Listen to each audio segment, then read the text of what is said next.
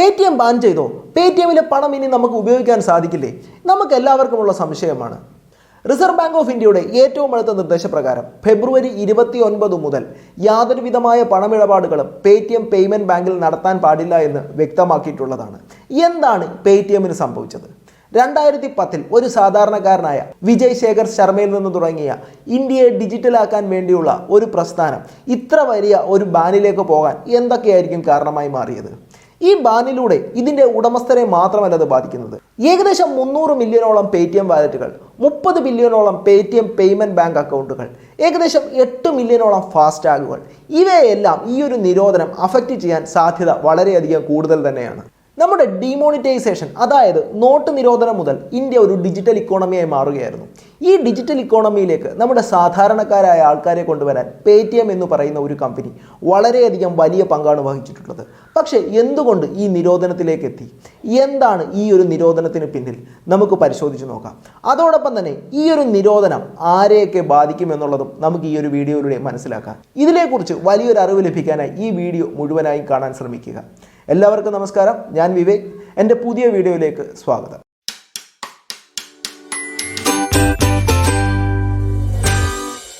മിക്കവർക്കുമുള്ള ഒരു സംശയമാണ് പേടിഎമ്മും Paytm payment ബാങ്കും ഒരേ കമ്പനിയാണോ എന്നുള്ളത്.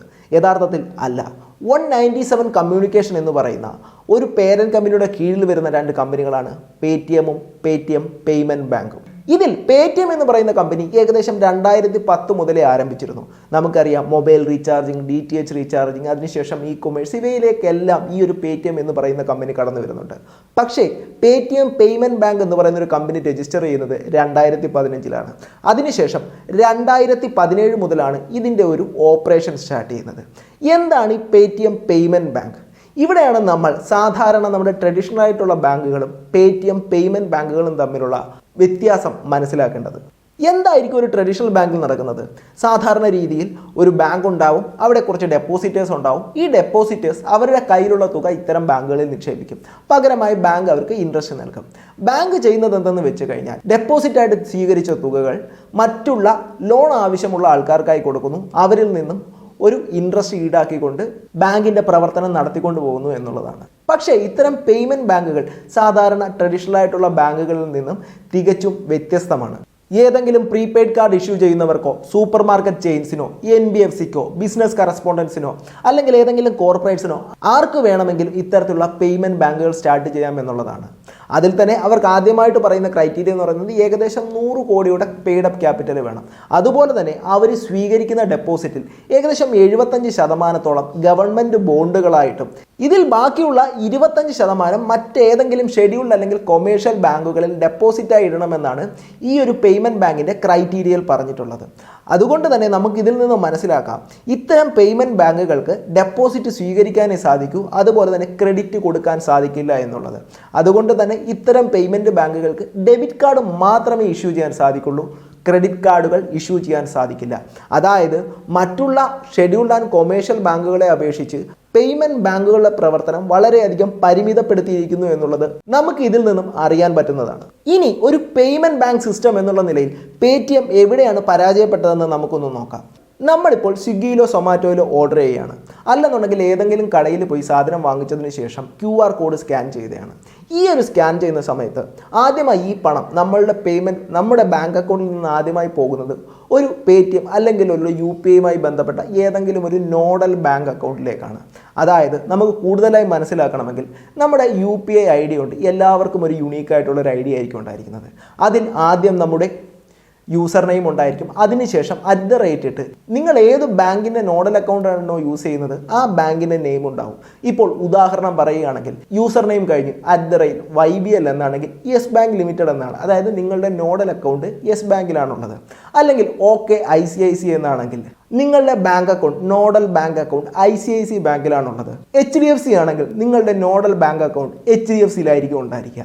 ഈ ഒരു നോഡൽ ബാങ്ക് അക്കൗണ്ടുകളിൽ നിങ്ങളുടെ പണം എത്തിയതിനു ശേഷം വലിയൊരു ബൾക്ക് എമൗണ്ട് ആയിട്ടായിരിക്കും 24 മണിക്കൂറിനുള്ളിൽ മെർച്ചൻറ്റിൻ്റെ, അതായത് സാധനം വാങ്ങിയ ആളുടെ ബാങ്ക് അക്കൗണ്ടിലേക്ക് പൈസ എത്തുക. പക്ഷേ ഇവിടെ പേടിഎമ്മിനുണ്ടായ പ്രശ്നം എന്ന് പറയുന്നത്, നമ്മൾ പേടിഎമ്മിലൊരു ട്രാൻസാക്ഷൻ നടത്തിയാൽ നമ്മളുടെ യൂസർ നെയിം കഴിഞ്ഞ് @Paytm എന്നായിരിക്കും വരിക. അതായത് മറ്റുള്ള ആപ്ലിക്കേഷനുകൾ അവരുടെ ഇത്തരം നോഡൽ ബാങ്ക് അക്കൗണ്ടുകൾ മറ്റുള്ള ഷെഡ്യൂൾഡ് അല്ലെങ്കിൽ കൊമേഴ്ഷ്യൽ ബാങ്കുകളിലാണ് സൂക്ഷിച്ചിരിക്കുന്നത്. പക്ഷേ പേടിഎമ്മിൻ്റെ നോഡൽ അക്കൗണ്ടുകൾ പേടിഎം പേയ്മെൻറ്റ് ബാങ്ക് തന്നെയാണ് കൈകാര്യം ചെയ്യുന്നത്. ഇത്തരത്തിൽ പേടിഎം പേയ്മെൻറ്റ് ബാങ്കിന് ഇത്തരം നോഡൽ അക്കൗണ്ടുകൾ കൈകാര്യം ചെയ്യാനുള്ള അധികാരമില്ല എന്നുള്ളതാണ് പ്രധാനപ്പെട്ട കാര്യം. ഇതാണ് വലിയൊരു ബാനിലേക്ക് പേടിഎം പേയ്മെൻറ്റ് ബാങ്കിനെ കൊണ്ടെത്തിച്ചതെന്ന് നമുക്ക് പറയാൻ പറ്റുന്നതാണ്. ഇനി ഫെബ്രുവരി 29-നകം പേടിഎം പേയ്മെൻറ്റ് ബാങ്കിന് ഇത്തരം പ്രശ്നങ്ങൾ പരിഹരിക്കണമെങ്കിൽ ചെയ്യാൻ പറ്റുന്ന ഒരേ ഒരു മാർഗം എന്ന് പറയുന്നത് ഇത്തരം നോഡൽ അക്കൗണ്ടുകൾ മറ്റൊരു ഷെഡ്യൂൾഡ് ആൻഡ് കൊമേഴ്ഷ്യൽ ബാങ്കിലേക്ക് മാറ്റുക എന്നുള്ളതാണ്. കാരണം ഏകദേശം 300 മില്യൺ വാലറ്റുകൾ പേടിഎമ്മിനുള്ളത്. ഏകദേശം 30 മില്യൺ അക്കൗണ്ടുകളുമുണ്ട്.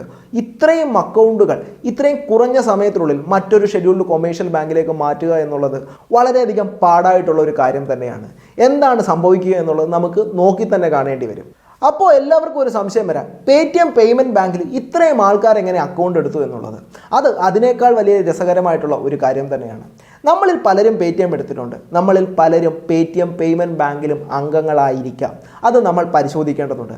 അതായത് നമ്മൾ പേടിഎം വാലറ്റ് എടുക്കാൻ വേണ്ടി KYC രജിസ്റ്റർ ചെയ്യുന്ന സമയത്ത്, അതായത് നമ്മുടെ ആധാർ കാർഡോ പാൻ കാർഡോ ഉപയോഗിച്ച് നമ്മുടെ ഡീറ്റെയിൽസ് എല്ലാം കംപ്ലീറ്റ് ആയിട്ട് കൊടുക്കുന്ന സമയത്ത് ചില ടേംസ് ആൻഡ് കണ്ടീഷൻസ് നമ്മുടെ മുന്നിലേക്ക് വരും. അതിൽ തന്നെയുള്ളൊരു കണ്ടീഷനാണ് ഈ ഒരു പേടിഎം KYC രജിസ്ട്രേഷനിലൂടെ നിങ്ങൾ പേടിഎം പേയ്മെൻറ്റ് ബാങ്കിൽ അക്കൗണ്ട് എടുക്കുന്നു എന്നുള്ളത്. അതായത് ഇതൊരു ഡിഫാൾട്ട് ഫീച്ചറാണ്. നമ്മൾ അറിയാതെ തന്നെ നമ്മൾ പേടിഎം പേയ്മെൻറ്റ് ബാങ്കിൻ്റെ ഒരു അക്കൗണ്ട് ഹോൾഡറായി തന്നെ മാറുകയാണ്.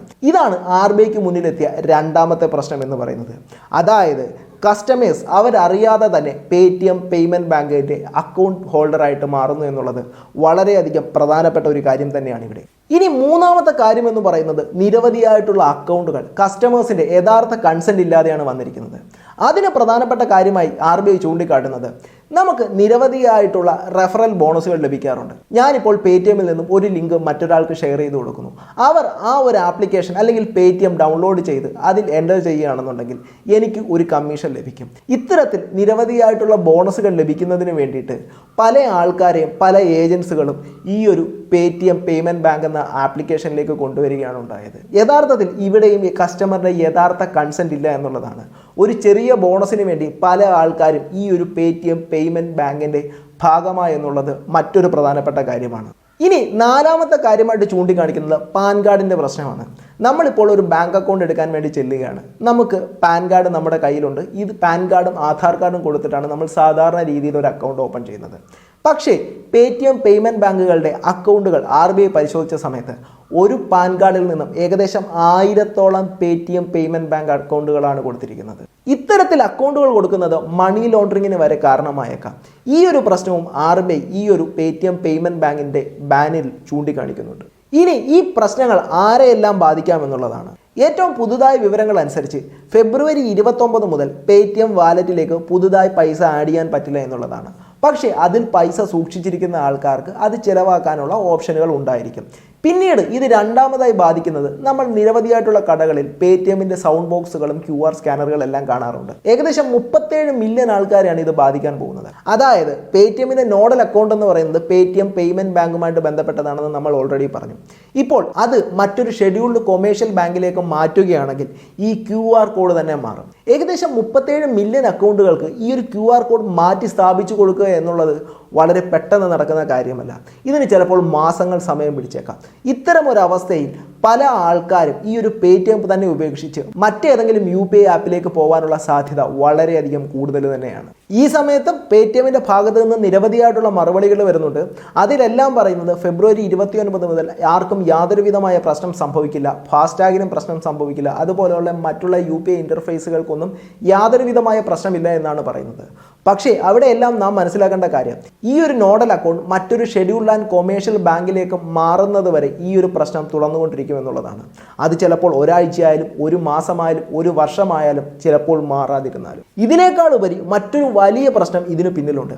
അതിന് പ്രധാനപ്പെട്ട കാരണം ചൈനീസ് ഇൻവെസ്റ്റ്മെൻ്റ് ആണ്.